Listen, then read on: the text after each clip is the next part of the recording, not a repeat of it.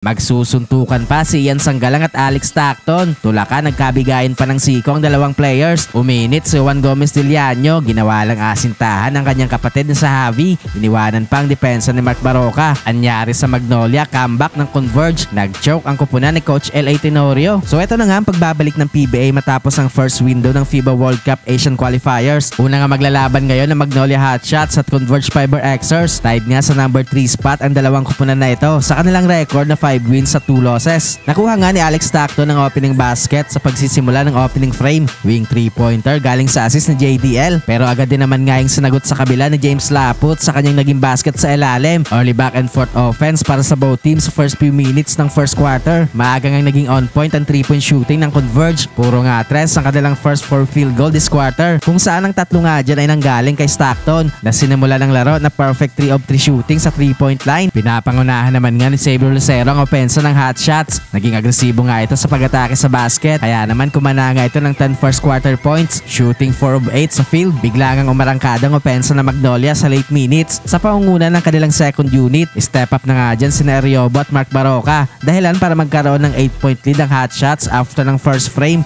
27-19. Second quarter ay hirap nga makapag-generate ng run ng Converge sa early minutes. Lagi nga may counter itong hotshots sa mga basket ng Fiber Xers. Gandang galaw ni Juan Gomez Diliano. Iniwanan ng depensa ni Mark Baroka na nagresulta ng kanyang low post jumper, pero sumagot din nga sa kabila ng isa ding highlight play si Ariobo sa kanya namang deep sido layup. Naging unstoppable ng opensa ng Magnolia Hotshots hanggang sa kalagitnaan ng quarter, kung saan umabot nga sa 13 points ang kanilang biggest lead sa quarter na ito. Binubuhay naman nga ni Juan Gomez Diliano ang opensa ng Converge sa late minutes, kung saan ay ibaba nga ulit ng Fiber Xers sa 8 points ang kalamangan ng Hotshots after ng first half, 50-42. Third quarter ay patuloy nga ang pagiging agresibo sa pag-atake sa basket ni Xavier Lucero. Hindi nga basta-basta makalapit itong Fiber Xers dahil lagi nga ulit ang sasagot ng Magnolia ang kanilang mga baskets. Pero entering the halfway mark ay bigla na nga ulit to make over sa Alex Stockton sa opensa ng Converge, kung saan pinangunahan nga nito ang run ng Fiber Xers para ibaba sa isang possession ng lamang ng hotshots. Magsusuntukan pa si Ian Sanggalang at Stockton matapos silang magkabigayan habang pareho silang nasa sahig. Nagsimula nga yun na madaganan ni Sanggalang ang kaliwang paa ni Stockton. Diyan na nga nagsimula magkabigayan ng siko at tulakan ng dalawang players. Agad naman nga silang naawat ng kanilang mga teammates at ng mga referee, kung saan pareho nga silang natawagan ng technical dahil sa insidenteng yan. Tumuloy-tuloy nga ang run ng Converge hanggang sa late minutes, kung saan nakuha na nga nila dyan ang kalamangan. Take over na din nga sa kanilang opensa si Juan Gomez Diliano. Ginawa lang asintahan ng kanyang kapatid na sa Javi para sa kanyang back-to-back 3-pointers. Lamang lang isang puntos ang Converge after ng third frame, 78-77. Fourth quarter ay naging agresibo nga kaagad si Justin Arana sa ilalim. Nagkaroon nga ito ng back-to-back field goal sa loob ng paint. Nagkaroon pa ng big 4-point shot si Juan Gomez Diliano para bigyan ng komportableng lamang ang Converge entering the halfway mark. Umabot na nga sa double digit itong kalamangan ng Fiber Xers, pero naging pamatay sunog naman nga itong corner 3-pointer ni Pauli.